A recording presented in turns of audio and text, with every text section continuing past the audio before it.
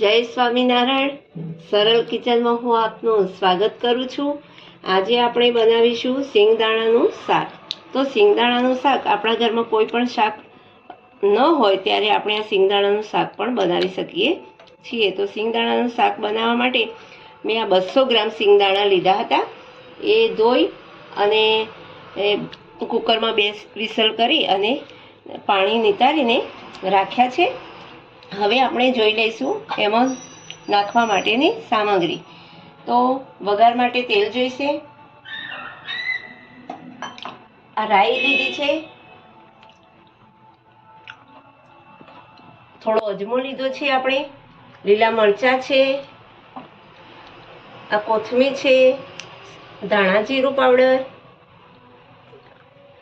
1 ચમચી હળદર પાવડર, 1.5 ચમચી મરચું પાવડર, લાલ અને ગરમ મસાલો 1 ચમચી અને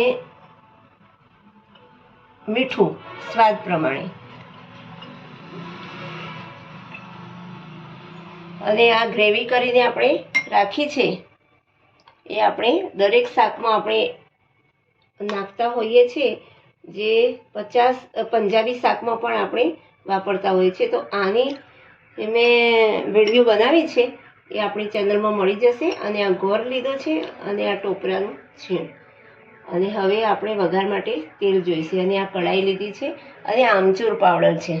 સોરી, હું ભૂલી ગઈ હતી, એટલે આમચૂર પાવડર લીધો છે ખટાશ માટે. અને આ કોથમીર છે, લીલા મરચાં. તો હવે આપણે ગેસ ઓન કરીશું. કઢાઈ ગરમ થવા દઈશું. એમાં તેલ એડ કરીશું. પહેલા તમે આ સિંગદાણાનું શાક કોરું પણ બનાવી શકો છો, ગ્રેવી વાળું પણ બનાવી શકાય. જે રીતે તમારે જોઈએ એ રીતે તમે બનાવી શકો છો.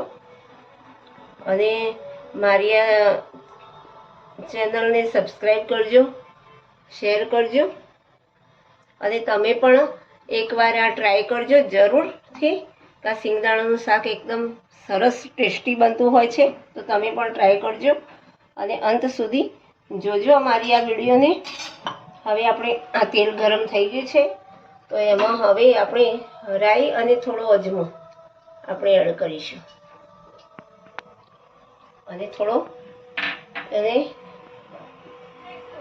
રાઈને તતડવા દઈશું થોડી વાર.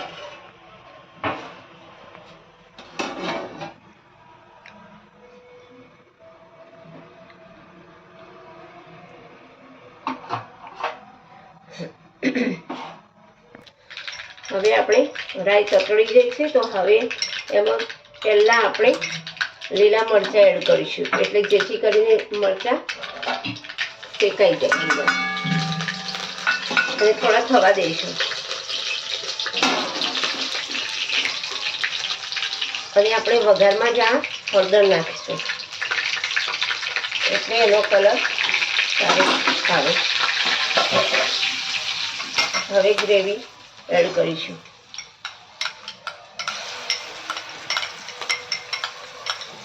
આ ગ્રેવી દરેક શાકમાં તમે એડ કરી શકો છો. એનાથી ટેસ્ટ સારો આવે છે. આમચૂર પાવડર, આપણે ગરમ મસાલો સ્વાદ પ્રમાણે, મીઠું, ટોપરાનું છે, ધાણા જીરું પાવડર,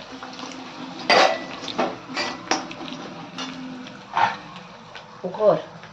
તમે ગોળ પણ એડ કરી શકો છો. હવે સિંગદાણા એડ કરીશું.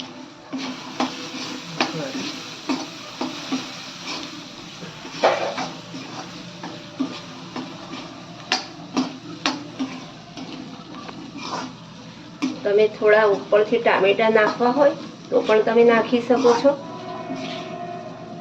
અને તમારે આ રીતના રાખવું હોય તો પણ તમે આ શાક કોરું પણ તમે રાખી શકો છો. પાણી ના નાખવું હોય તો પણ ચાલે. આ રીતના નાસ્તામાં પણ તમે બાળકો લઈ જઈ શકે.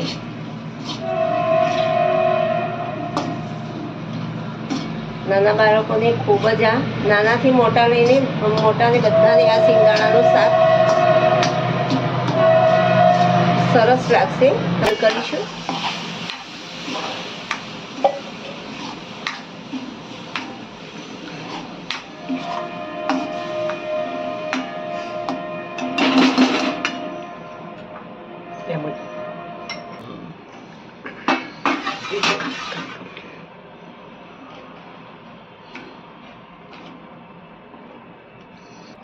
રોટલી, ભાખરી, પરોઠા બધાની સાથે તમે ખાઈ શકો છો. તો આપણું આ સિંગદાણાનું શાક તૈયાર છે. આપણે કોથમીર ઉપર સર્વ કરી દઈશું. આપણું આ સિંગદાણાનું શાક તૈયાર છે.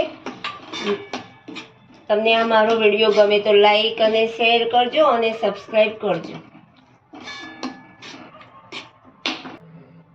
અને હવે નવી રેસીપી તમને મળતી રહે તેના માટે તમે લાઈક અને શેર જરૂરથી કરજો, જેથી કરીને તમને નવી વિડીયો મળતી રહે.